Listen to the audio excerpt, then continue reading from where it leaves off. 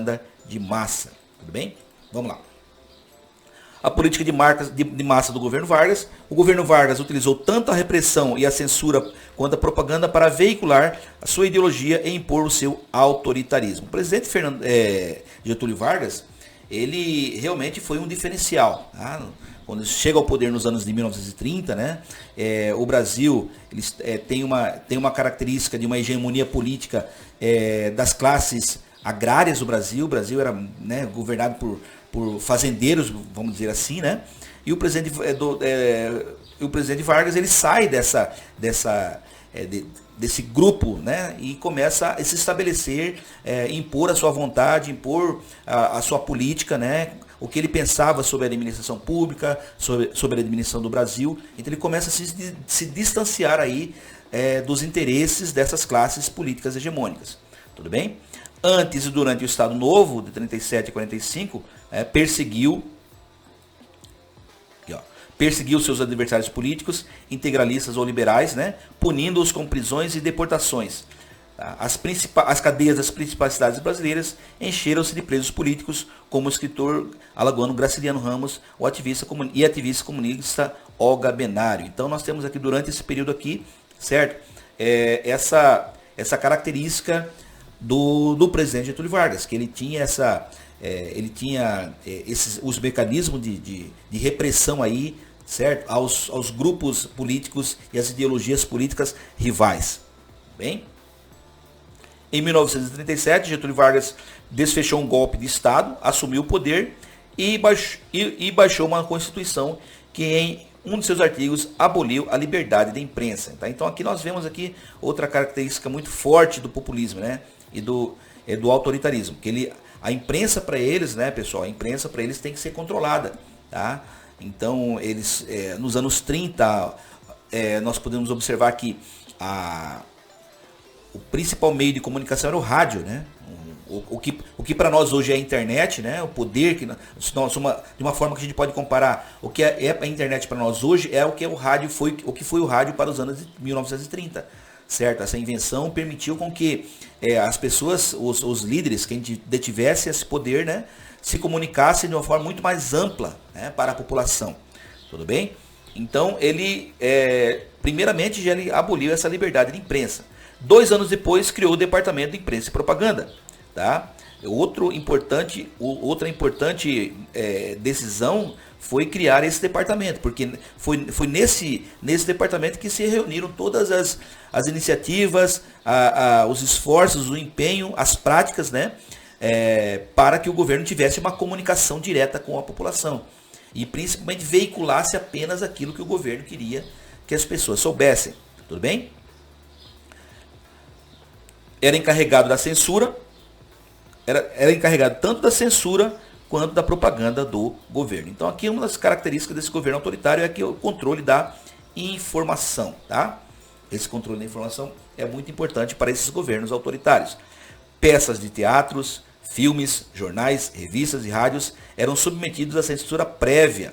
Tá? Não podia, todas essas manifestações artísticas aqui, elas tinham que ser analisadas, tinham que ser fiscalizadas para verificar se não tinha nada, nenhuma informação ou nenhuma comunicação que fosse contrária aos interesses do governo.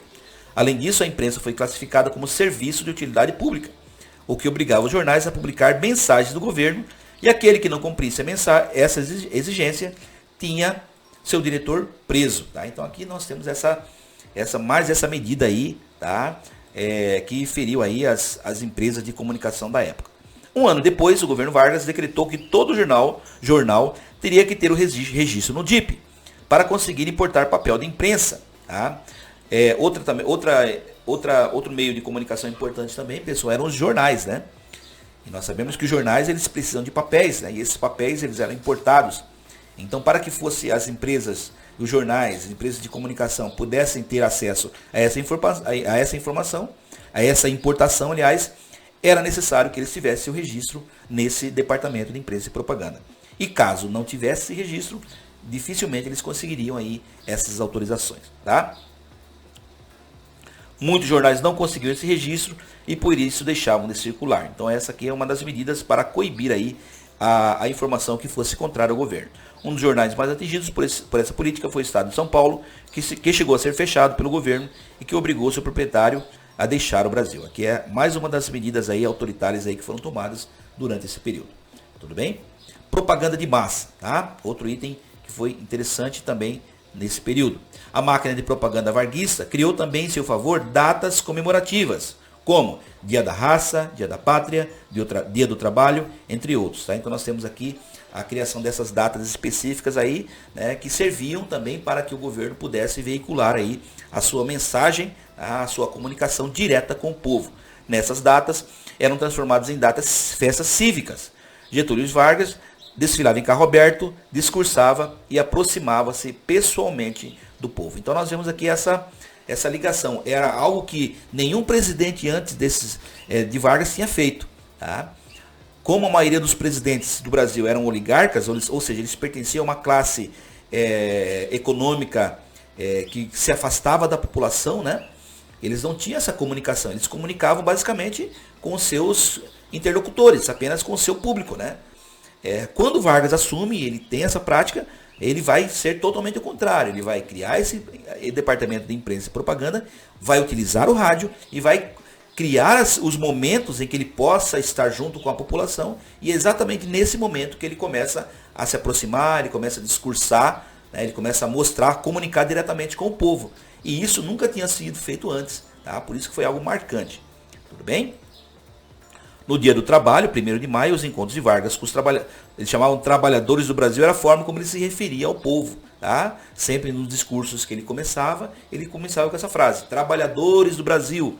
Então era uma forma, né, de comunicar, de despertar a atenção na interlocução com o povo. Aconteciam em campos de futebol. Eles incluíam desfiles escolares, operários, militares, apresentações de bandas e torneios esportivos. Tá? Então percebam que existem outros eventos, né, que marcam, né, outras situações que marcam, né, essa presença do presidente. Tá? E o momento final, a apoteose da festa, era o discurso de Vargas. Tá? Então no finalzinho de toda essa festa, essa confraternização, né, cívica e popular, né, o presidente discursava. Tá? Ele começava sempre com a frase trabalhadores do Brasil, certo? E em um dado momento anunciava uma medida que arrancava aplausos da multidão, como um aumento do salário mínimo. Então aqui nós temos aqui uma das medidas que ele tomou, né, que foi muito aplaudido aí. Tá? Entre os meios de comunicação de massa mais utilizados pelo varguismo estava o rádio. Em 1938 foi criado o programa radiofônico A Hora do Brasil, transmitido diretamente por todas as emissoras do país. No ano seguinte, o programa passou a ser feito pelo DIP com 3 finalidades. Tá? Quais são as finalidades? Informação, tá? Realizações do governo de Vargas, tá? Cultura, por exemplo, transmissão do sucesso da música popular brasileira, tá? Músicas músicas da nossa cultura popular, né? E o civismo, transmissões de dramas históricos, como a abolição da escravidão, a proclamação da República, etc. Tá?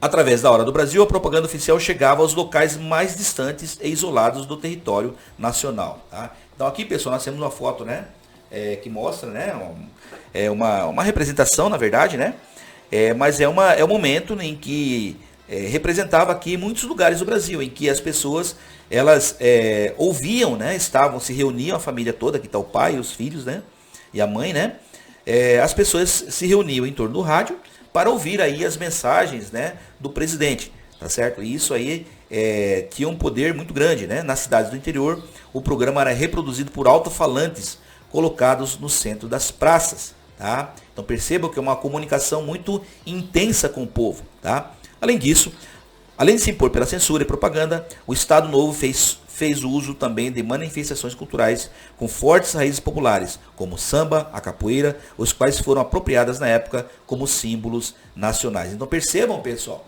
que não é apenas o discurso do governo, né? As obras que o presidente fazia, o que ele encaminhava, né? Mas principalmente também aspectos da cultura brasileira, tá certo? A música, né? O teatro, Então, eles dramatizações aí de momentos históricos. Então, esse era o momento em que ele reforçava o sentimento de civismo, de patriotismo, de brasilidade, tá certo? Junto com a sua comunicação oficial. Tá?